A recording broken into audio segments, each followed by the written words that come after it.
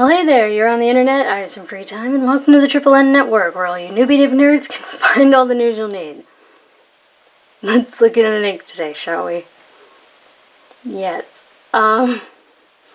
So this ink in general, Diamine's Jade Green, it is not at all an ink I would gravitate towards.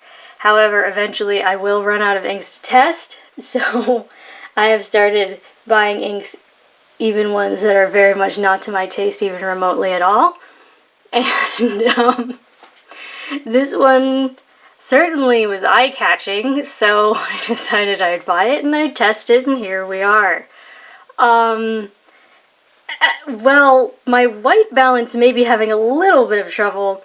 It's only when I move the bright colored thing around a lot, so what you're seeing is actually how vibrant this ink is. It's almost painful to look at, so here we go. Sample form.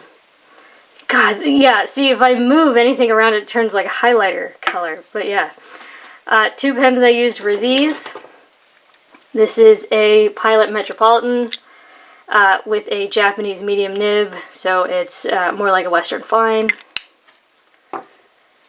And this is my now sadly shelved Lamy Safar with a 1.1 nib. The nib has been acting strangely, and it actually got bent somehow, so I think I'm going to have to replace it, but it used to be very wet, and by the time I was running this test, it started to run quite dryly, so that will be a problem later on. Yes, so I have, I think, 529 different ink sample swatches at this point, at last count, and yes, I counted, which was exhausting. I don't have many things like this, so I did my best. So here's Diamine's Jade Green, and here is Diamine's Light Green. Both are very bright, but Jade Green is eye-painfully bright, and Light Green is less saturated. Next is, I cannot pronounce the French name for this, so this is just Gerbon's Apple-Scented Green. Quite similar. It does not smell like apples or any apple I've ever encountered.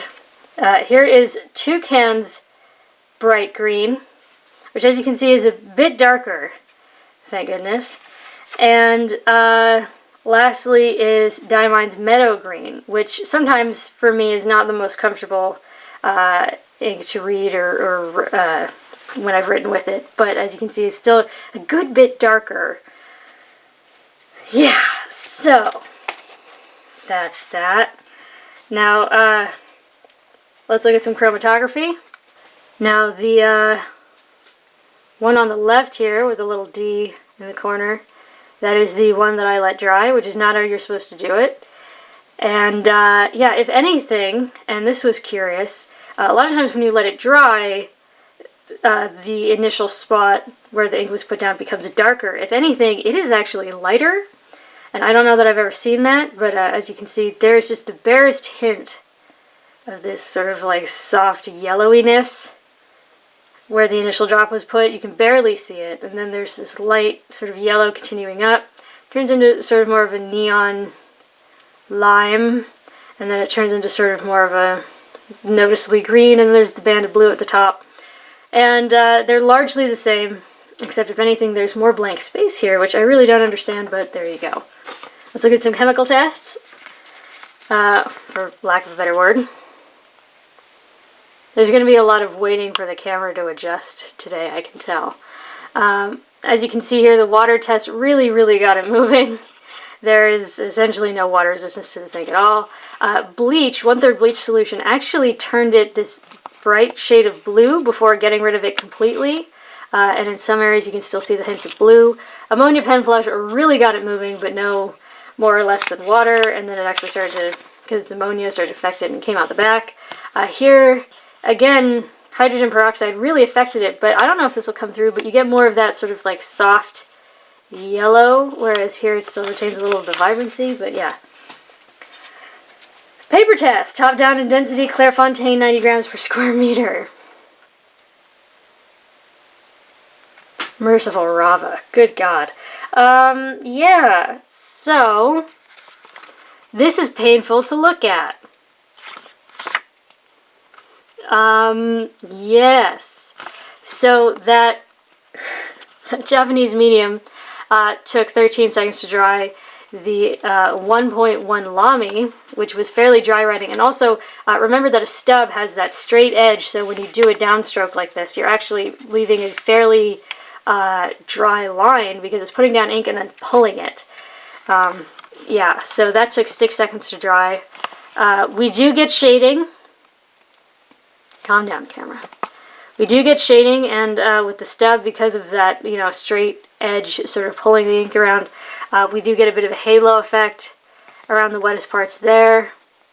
But the thing is, it is so light there. It is so light in all the areas where you don't get that dark halo or the wetter writing. It is literally physically painful for me to read. So this medium, this Japanese medium. Okay, so this ink did something really interesting. So it would sit on the paper and sort of like not sink in. It would sort of just sit, and then whoop. It was almost like it was waiting for something to give, and then just like it would dry. So it had this really weird drying pattern. So what that did was it allowed the ink, especially here in this medium, this round tip medium, to like gave it time to like pool evenly throughout the entire letter. So we don't necessarily get the same kind of shading that we see here just because of the way this ink dried, sort of like, so instead of like sometimes we see in regular writing where the end of the stroke is, most of the ink will sit there. No, it kind of had time to redistribute itself, so we have this really solid sort of green color, very little shading, but in this case that's good because it makes it more readable. As you can see here, you can see all the lines of this paper coming through, which generally I don't like. I like inks to be more saturated so that you can't see that, but honestly, I mean, let's look at this ink. Did anyone really expect it? Yeah. Now here I say it's a 5 out of 10. I actually think it's at least a 5.5. I think I actually write that I changed my mind later on, but still, I think it's at least a 5.5, maybe a 6. I think that Lamy nib, this was the last test I did with it. It actually ended up just not working afterwards. So, but yeah. Very well behaved, no bleed, no feather, no spread, certainly no echo, there's no sheen. Actually, holy merciful Zeus. Yeah, the camera is really darkening that up. There is yellow, but it doesn't have any shape.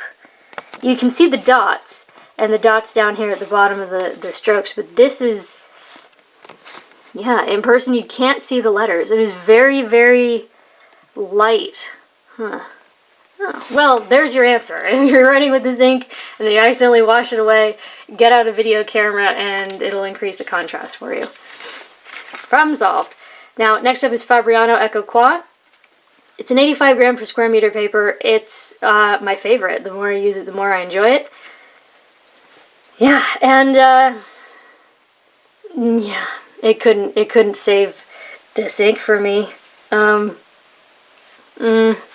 Especially here in the stub, it is just too light to read comfortably. It is, yeah, it's too light. And, I mean, it is an intensely vibrant ink. I will give it that. It is an intense, bright green. So if you need something that is, like, eye painful for some reason, this will get the job done. The thing is, in the stub where it's laid on thin in certain parts because of that flat edge, it's just too light to read comfortably. However, in those same situations, we do get the dark halo outline in certain areas. However, it's but yeah, it's much more readable in that Japanese medium because of, again, that same effect where the ink sort of takes its time and then just suddenly sinks in, giving the ink time to redistribute and pool evenly. But yeah, that medium took 15 seconds to dry. The stub, which was dry writing and a stub took 5 seconds. After a while, I used that stub to write as little as possible just because it was so difficult to read. But yeah. There's no bleed, no feather, no spread. Definitely no echo. And no sheen. And again, yeah, again, the camera is making that readable. Here, like I can see it on the camera, and so then I'm looking at the paper and I'm like, oh, there's barely any yellow there at all. But yeah, so, Next up is Rhodia, 80 grams per square meter. Yeah, more of the same. You can see the lines of the quad paper. That stub is so hard to read. You do get a dark halo around it. Maybe if you had a really big stub, like a 1.5 or heck, even like one of the parallels, and it was wet flowing, because it is a slightly wet flowing, maybe you'd... I have no idea why you would do that, because this is painful to look at, but I don't know. There'd be this halo thing. But yeah, again, while it is still bright and kind of painful to read with the medium, at least it's darker. But yeah, that medium took 15 seconds to dry. That 1.1 dry writing stub took 6. Oh dear. Yeah, no bleed, no feather, no spread. Definitely no echo. Definitely no sheen. And again, there is essentially nothing here in real life. I can see this little dot here. And you can see sort of a yellowy haze down here. Just these last boxes. And you can see the dots, but that's about it. And even that is kind of hard to read. All of this is not even there. So it's like a magic trick, honestly. Next up is Tomoe River paper. Now this is a cream colored paper, and I don't know if I'll be able to like really convey the weird effect that has, because it's cream, you know, which is kind of a yellowiness, and one of the components in green is yellow. It sort of decreases the contrast because the white is so bright and stark in the background. It sort of intensifies where that green is, whereas here it's softened and it's mellowed, and I'm not sure that's a good thing for your eyes, because you kind of need that to stand out, for the ink to stand out. But yeah, this paper is known for drawing out shading and sheen and dry times and echo. But yeah, it's just so light, there's no echo. Even for me, and I'm super sensitive. Like, I've essentially just given up writing on both sides of paper at this point in my life. So, yeah. Yeah, it is, so this is not the most saturated ink. And then the way this paper tends to make ink pool in the first place, that stub is just, it looks undersaturated, it looks thin, it looks watery, and then it's already really light, and it's writing a fairly dry line, and it is just very hard to read. Granted, we do have a couple areas where you can see, you get that dark halo around the wettest parts, but it's really not enough to give it enough contrast. It is uncomfortable to read. But, yeah, we actually get, I don't know if this will come through just because the line is so fine, we actually do get a bit of that dark halo outline around the writing in the Japanese medium, which you do kind of need, because again, it's a dark halo, so it creates contrast, so that does help it with the visibility. Now, drawing out dry times for sure. Camera, calm down. Calm down. Anyways, the medium took 18 seconds. A fairly dry writing stub took 8. Yeah, there's no bleed, no feather, no spread, no echo, no sheen. And that is just gone.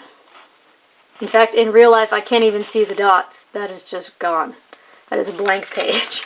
There's not a lot of water resistance here.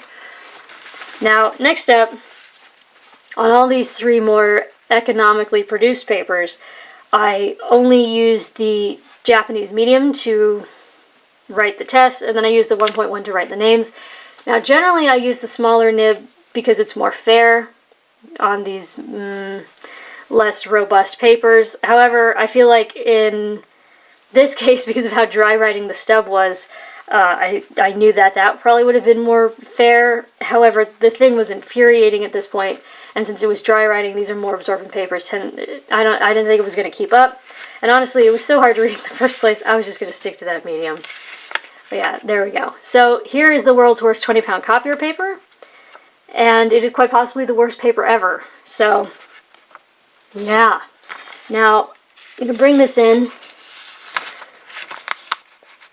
Here is that medium on Tomoe River where there's no spread. And here it is on the 20 pound. And you can see that the line width definitely increased.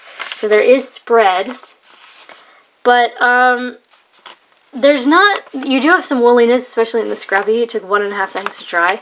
But we don't have a lot of feathering. We do have a bit of a texture, that woolly texture.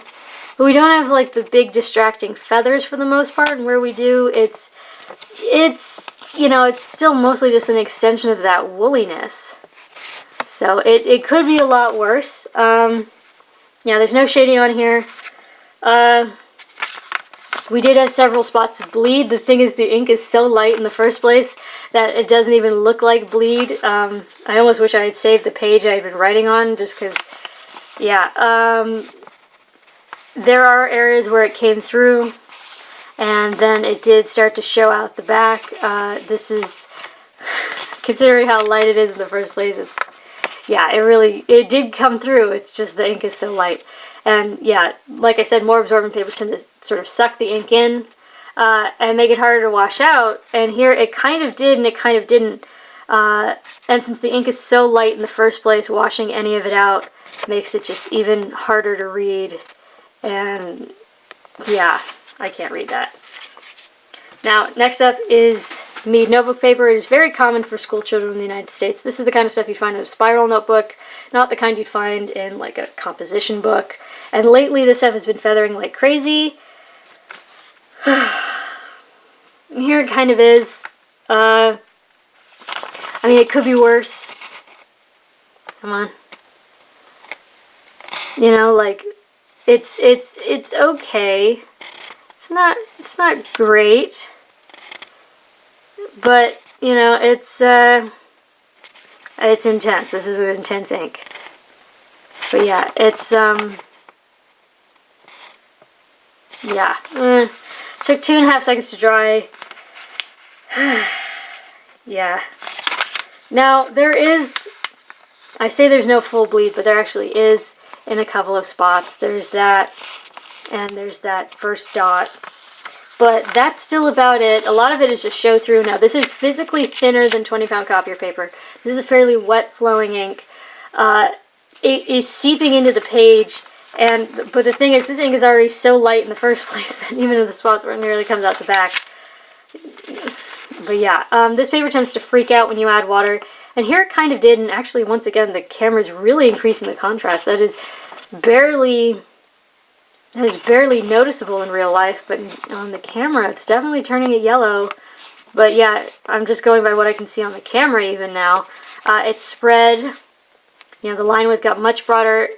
It did freak out a little, but in real life you can't read that at all, so yeah. Now lastly is Moleskine notebook paper, which I hate because it's terrible. The end. Yeah, here it took 4.5 seconds to dry. You can see the woolly texture of the paper. You can see the pulp that they mashed into the paper. You're getting this really, it's gross looking. There's no shading on any of these more absorbent papers. You get feathering. It's distracting. It's very unattractive looking. And that's not including the color, which personally I don't like, but just the way it looks when it ends up, it's really not great. And then, let's just look at this. Now, come on camera, calm down. Do you see that? Do you see all those dark little dots, or comparatively dark little dots? Those are full-on bleed. Those are coming out the back. Those are ending up on the page below.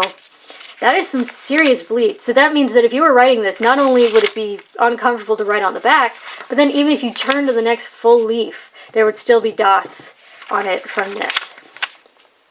Yeah, really not good. Now, as you can tell, the paper seriously freaked out. But yeah, even here with the camera increasing the contrast, it's just a big old blob. Like, I can't even tell what letters are which. So yeah, that's a mess.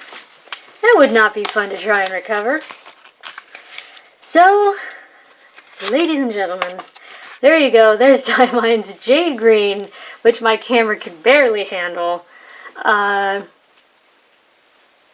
Yep.